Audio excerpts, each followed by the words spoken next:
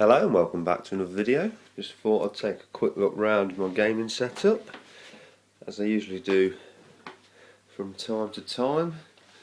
Things have definitely changed. Still got all the familiar systems. Still got a plethora of games. It's pretty nice having all this hooked up in one place. Still got the one Bang & Olufsen there, probably pretty difficult to make out because it's completely black. Still got the Neo Geo, of course. Also been rocking the PlayStation 2. I was going to sell that system, but nobody seemed interested. I can't really blame them because you know you can find them for a good price if you're willing to bide your time. So I kept a few PlayStation 2 games. Definitely a good system, but very easy to get swamped in titles. And it's just not something that carries a great amount of nostalgia for me. So I've also got my Xbox 360 games up here now. There are a couple still in the living room, I think Earth Defense Force and Under Defeat HD. Still got an impressive amount of PlayStation 1 titles. I've had a lot more in the past, obviously anyone who's been following my channel for any great deal of time will know that. I do like the PlayStation 1. The last of the 240p machines, you know, before N64 and PS2 and Dreamcast sort of brought 480 Ti to the forefront. So the cast of Star Wars characters, the Ninja Golf there, that was from Just James many moons ago. These Star Wars figures I've owned for years and years. So a bit of a mess on top, not too pleased about this, but in order to have easy access to everything, I've stuck all of my Sega disc-based stuff up here. Not got a massive amount, I've got some decent titles, so hopefully you'll be able to read them. Obviously you're probably going to be struggling with these Japanese ones as I do. Pretty small Saturn collection, as well as an even smaller Dreamcast collection. So, got the Lethal Enforcer stuff there, and the Sega 6-button controller. Don't actually own Grindstormer, would like to get it, but I do have the original box art. So moving on down, it's the Mega Drive collection, and really what it's all about for me.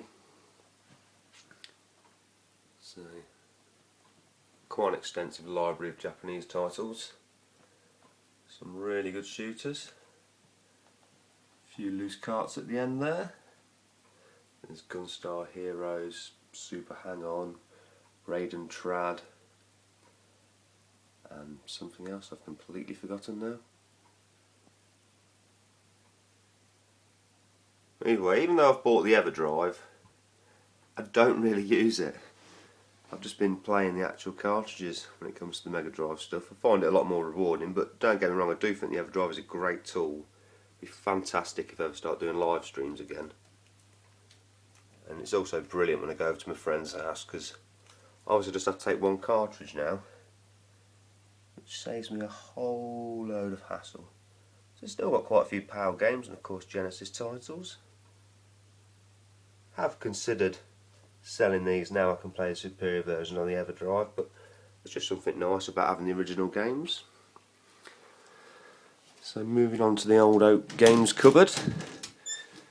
It's become a bit of a shrine for Sony and Nintendo. So I actually have stuck in a few Xbox 360 shooters there from Cave. Really like them games, especially the artwork on the boxes, so that's why they're here. Got the PlayStation Namco arcade stick there from Emo Joe. Got Point Blank Gun there of course, and a couple of NG Dev Team games.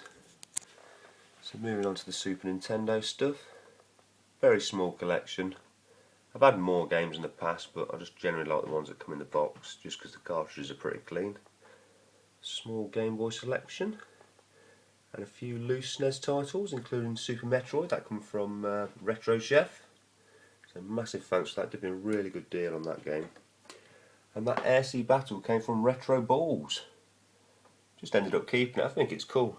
I'm happy enough to have that just there. Much like Ninja Golf. I bought that at Christmas, that Pac-Man thing. And that wind-up ghost, I've had that for a very long time. Down at the bottom, it's all Neo Geo goodness. Not picked up any games for this system for a long time. I don't think I will do. Not with the price that they seem to go for now, but I've got a nice selection. Always a pleasure to turn that on for a bit of arcade action. And just down below here, there's some magazines and some arcade stick boxes. The Dreamcast one, obviously, and the Saturn Virtual Stick. Two of the finest ever made. So that's really it. That's my little gaming setup. I generally sit in this seat here. It's usually a little bit closer, and you know, I've got the pick of whatever I want to play. Also in this container here is the obligatory box full of controllers, cables, accessories, as you would expect. I'll pull it out momentarily. Nothing too exciting, but always something that everyone seems to have. And that's it. So, thank you for watching. Hopefully I'll load some more videos soon.